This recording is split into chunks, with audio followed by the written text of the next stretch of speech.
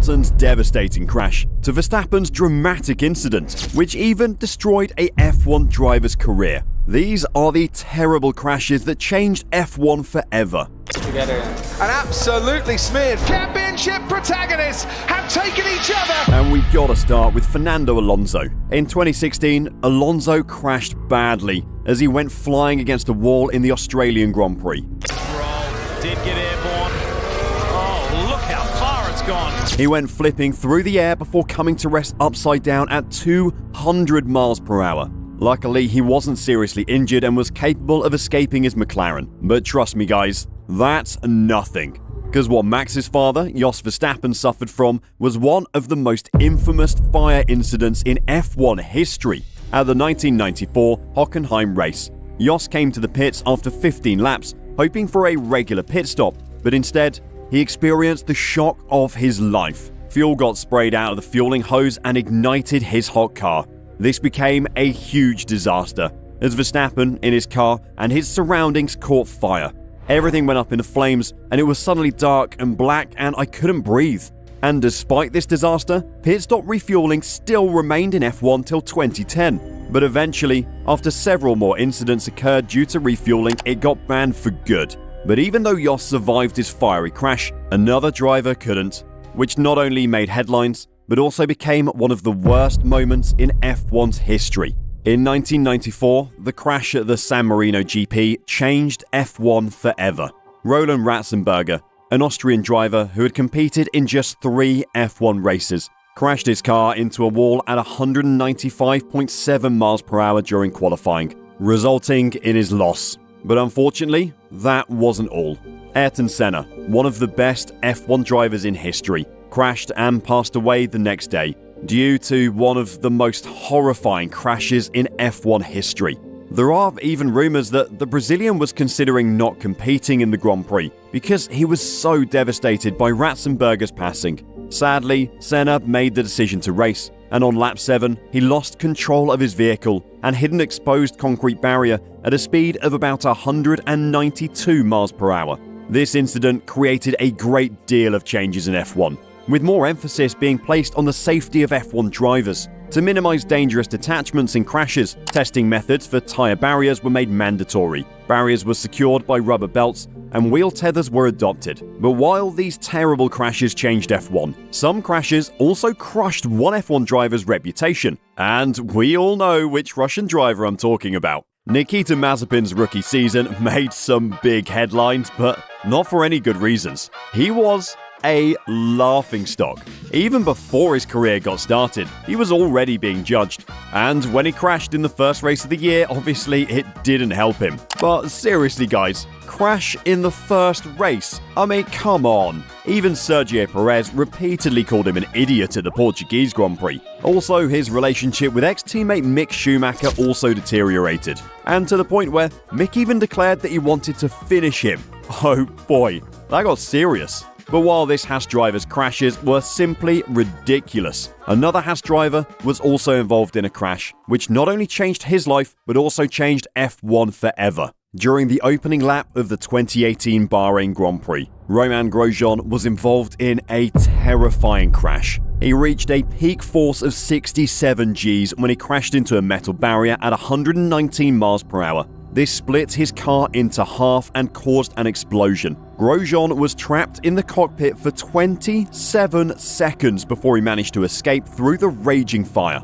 But later, he revealed that the main reason he's alive is because of the halo, which definitely has become a huge part of F1 safety. But despite the safety precautions, some crashes were simply unavoidable, especially when it looked like a driver would do anything to harm their teammates' chances of winning. And we're of course talking about Lewis Hamilton and Nico Rosberg. Despite winning both Constructors and Drivers' Championships, things got personal for the Mercedes drivers, especially at the height of it, when the pair took out each other on the opening lap at the Spanish Grand Prix. The crash was so bad that it not only fractured their already tense relationship, but also had Mercedes threaten to sack both drivers. But what's interesting is the pair were actually childhood friends, and even after that, their friendship suffered and got ruined to the point where Lewis even told Mercedes that he didn't want to race for them again. Niki Lauda also stressed that both drivers pushed each other to the limit, hence the crash. But turns out, this crash was nothing compared to the crash that Niki experienced during his racing days, which was so devastating that it forced F1 to make changes.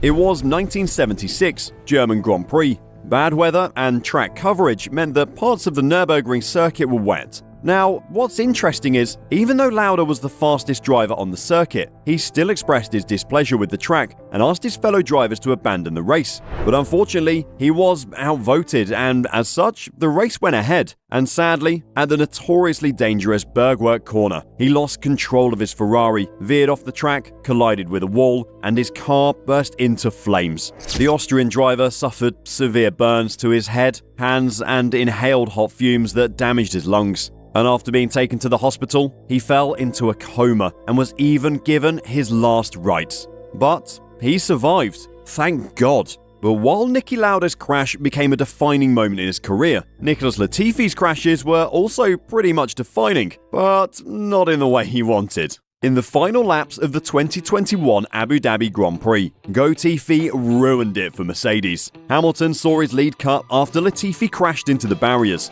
But as apologetic as Latifi was about the incident, he did little to change his Latifi status, as he also crashed behind a safety car at the Monaco Grand Prix. Behind a safety car? I mean, come on. How does that even happen? Well, this is what Latifi said. The throttle didn't get stuck, but it was like the throttle got stuck. It was very strange and surprising at the same time, and I was already going so slow there, I was just a passenger at that point. The car is driving forward and I'm not on the gas, so I don't know what's happening here. Well, now that's one way to put it. But remarkably, that wasn't all. During the Japanese Grand Prix practice session, he got lost and turned down a dead end. And instead of continuing down the track layout, he made a 180-degree turn and went the wrong way. This obviously didn't go unnoticed, but instead of owning up, once again, he blamed the incident on the car being strange. Latifi, Latifi. What a guy. But while Latifi's crashes luckily didn't cause any serious harm, unfortunately we can't say the same thing for Antoine Hubert. Because, as we all know, the crash he was involved in was simply devastating. In the Belgian Grand Prix, the F2 driver was involved in a high-speed crash. On the second lap, Hubert collided into a barrier near the high-speed Eau Rouge turn and was then struck by another driver, Juan Manuel Correa, which caused Hubert's car to be completely destroyed. Antoine later succumbed to his injuries and thus couldn't survive. But sadly, that's not all.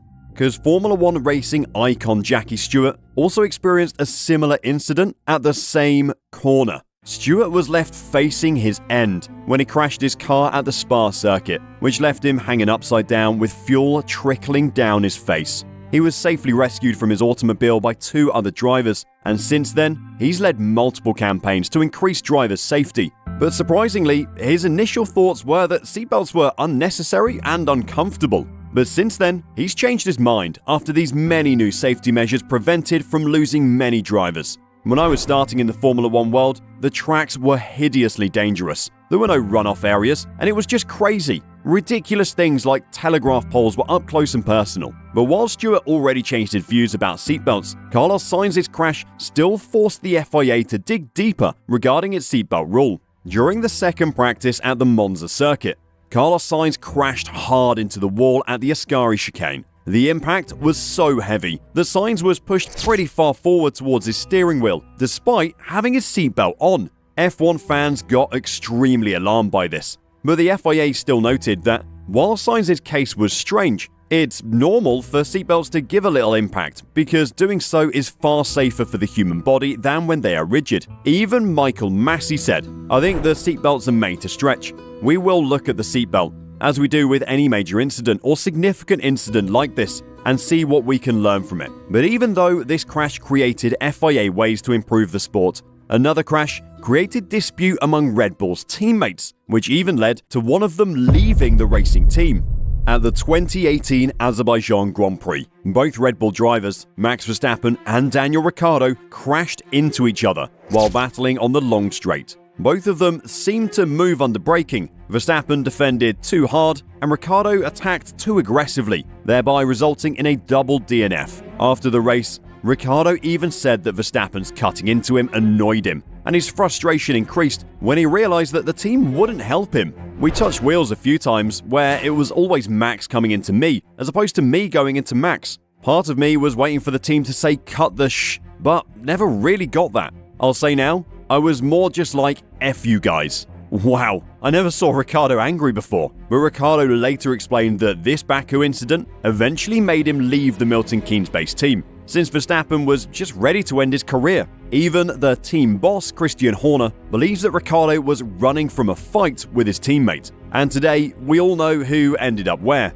Verstappen is a two-time champion, and by looking at Red Bull's performance, he'll be a five-time champ soon. Ricciardo, however, did return to Red Bull, but as a reserve driver to his former teammate. But still, this crash was nothing compared to what Guan Yu Zhou had at the British Grand Prix. At the opening lap of the race, George Russell collided with the Alfa Romeo driver Guan Yu Zhou, which then sent the Chinese driver's car flying across the track, sliding on its halo before being sent over a concrete barrier and into the retaining wall. This crash was so severe, as Zhou was literally skidding while upside down for a considerable amount of time. But thankfully, Zhou was unharmed, owing it to the halo, and even confirmed on Twitter that the halo saved his life. The halo is just one of the numerous inventions that shows how much F1 has advanced in terms of safety and saved so many lives. But unfortunately, we can't say the same for Jules Bianchi, this young, talented driver who was the first person ever to be in the Ferrari Drivers Academy,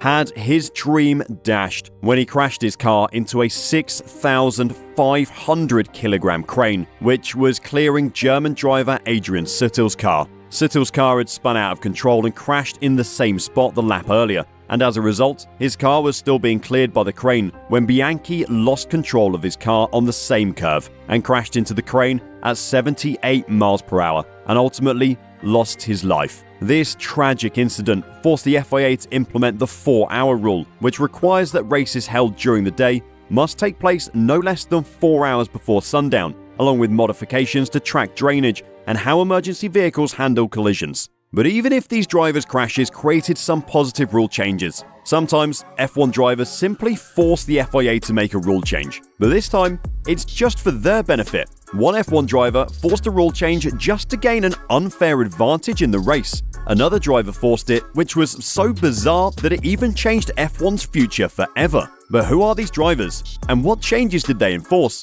But more importantly, why? I know you want to hear more about this, so just click the video right here.